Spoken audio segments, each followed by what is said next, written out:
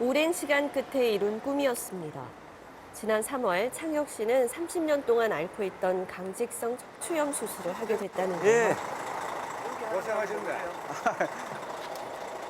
척추 수술은 성공적이었습니다. 허리는 지금 현재 2달하고도 한 일주일 좀 지났는데 전혀 어떤 후유증이나 이런 거 없고 예전에 비해서 많이 좀 펴졌고 그거는 감사해요. 구부정했던 허리로 인해 극심한 통증을 느꼈고 이 때문에 수술을 결정하게 됐다고 합니다. 병원은 강직성 척추염을 고치기 위해 휘어있는 척추를 펴는 수술을 했다는데요.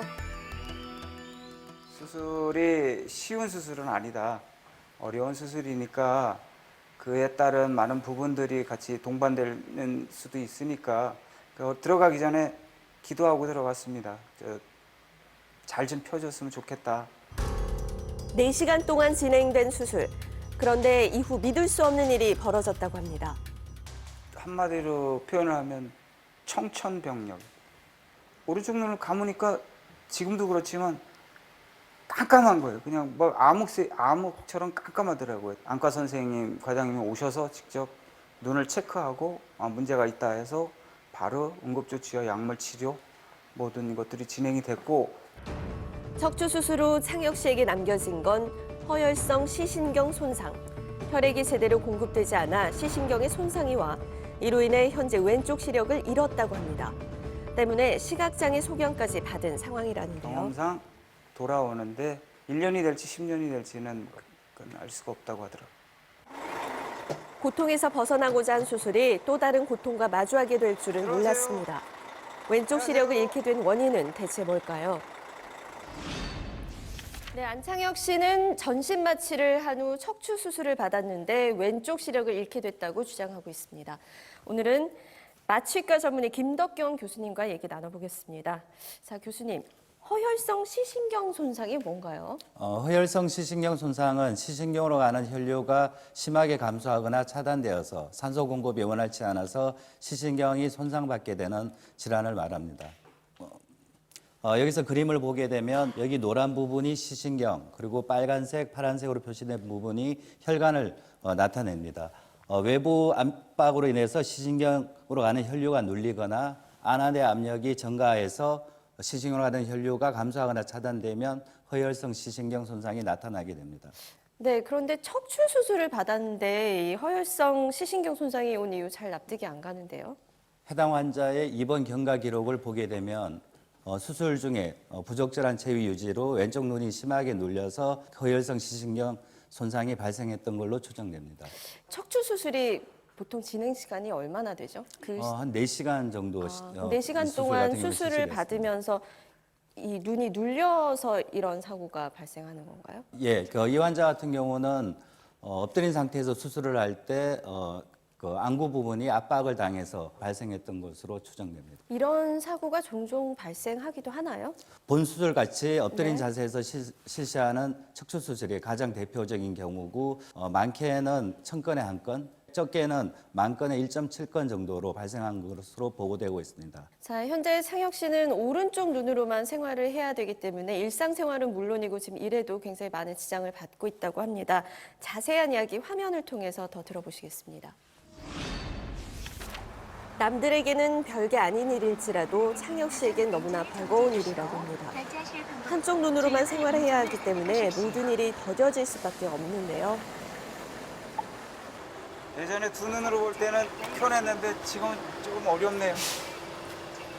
같은 행동을 몇 번이나 반복하고 확인해야 하기 때문에 불편한 점이 한두 개가 아니랍니다.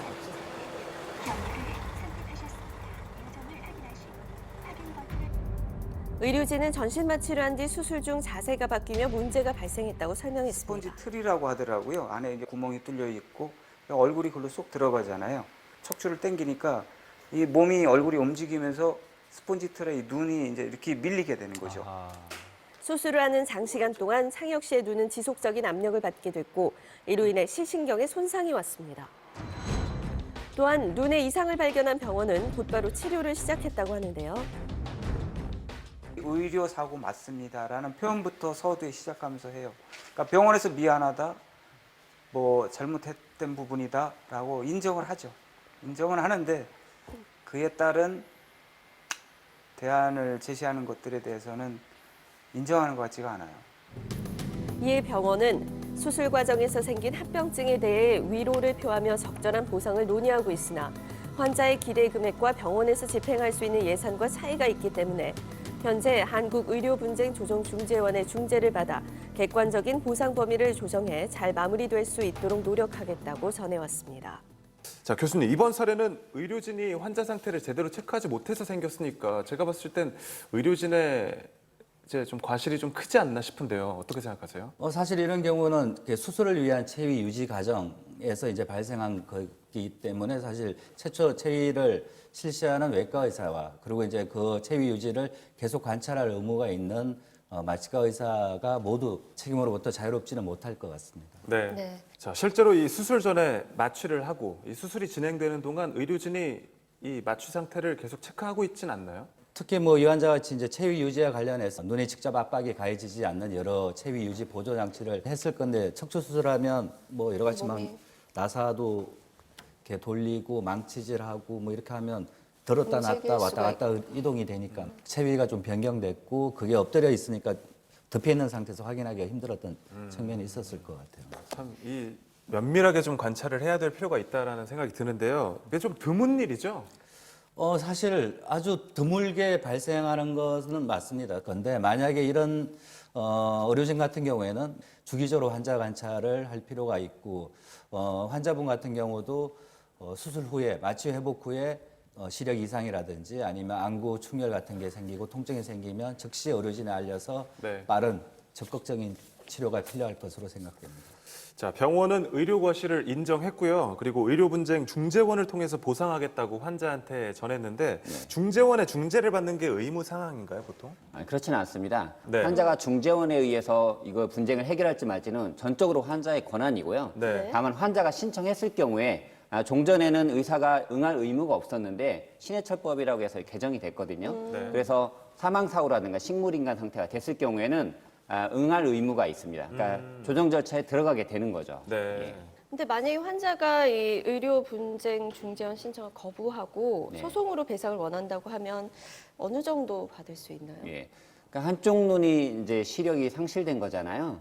이런 경우에 전체적인 노동 능력 상실률은 24% 정도 봅니다. 그렇기 때문에 만약에 제가 100만 원 정도 소득이 있었다 그러면 24%에 해당하는 수입이 줄었다고 보기 때문에 24만 원에 대한 보상을 그렇죠. 해주는 그게 이제 그 정년까지 배상해줘야 되고요. 네. 당연히 또 정신적인 손해에 대한 위자료 그리고 치료비 같은 경우도 배상해줘야 됩니다. 지금 노동 능력 상실률이라고 하셨는데 네. 정확히 좀 자세히 설명해 주시죠. 어떤 의료 사고가 당했을 경우에 손해배상을 산정하기 위해서 어떤 기준을 마련해야 되잖아요. 예를 들자면 제 손가락이 하나가 의료 사고로 절단이 됐다 네. 했을 때 이 손가락에 대한 노동력 상실률이 5%다 그러면 제가 100만 원의 소득이 있으면 5만 원 정도의 손해가 생겼다고 평가를 하는 겁니다. 최근에 문제됐던 한예슬 씨 같은 경우에는 등 쪽에 흉터가 생겼어요. 이거는 노동과는 전혀 상관이 없거든요. 이런 경우에는 노동능력 상실률이 인정이 전혀 안 됩니다. 한예슬 씨는 배우인데도 네. 이렇게 몸에 상처가 생기는 게 노동 능력 상실률에 적용이 안 되나요? 그렇죠. 어떤 특정인을 기준으로 하는 것이 아니고 일반인을 기준으로 봐야 되는 거기 때문에 일반적으로 봤을 때 등에 생긴 흉터는 노동과는 전혀 상관이 없다고 보는 거죠. 다만 위자료, 배우기 때문에 등 쪽에 흉터가 생겨서 굉장히 정신적인 고통이 심하다 이렇게 평가할 수 있기 때문에 그런 부분에서는 위자료를 더 평가할 수 있겠죠.